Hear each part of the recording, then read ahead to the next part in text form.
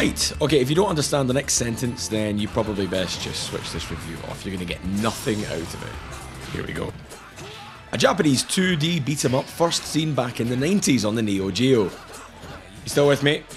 Okay, then we'll begin. Do you remember that kid at school who reckoned he had a Neo Geo? You know, that ridiculously expensive console with its equally massively priced games that were out of every single 13-year-old's reach.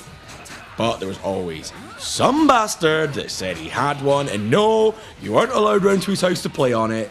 He was obviously afraid that you might steal his fucking Fabergé eggs while you were at it. What a little twat.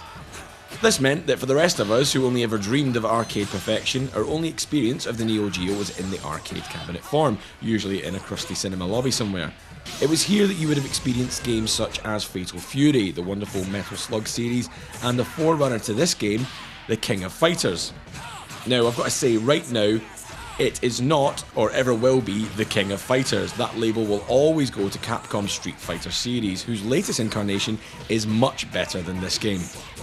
So why would you buy this game? Well, probably for the very same reason that you're still watching this review, and probably spitting and cursing my name for that last statement.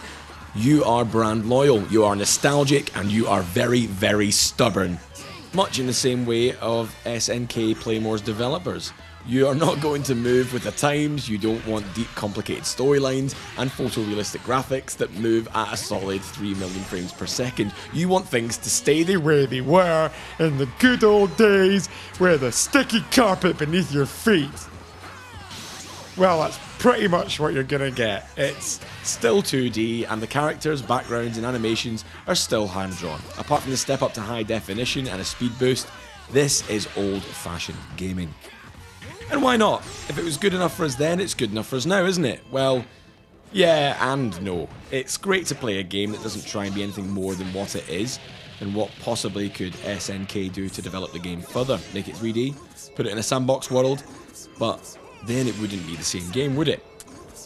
The problem is, the 2D beat-em-up is a tired genre. It's shallow, it certainly doesn't provide the longevity we expect in single-player mode, especially in this game, as that only lasts 5 stages. The longevity, as always, comes from 2-player action. However, it's a difficult task to find a friend to come round and duke it out with, as they've probably moved on with the times and would rather play Call of Duty or Halo.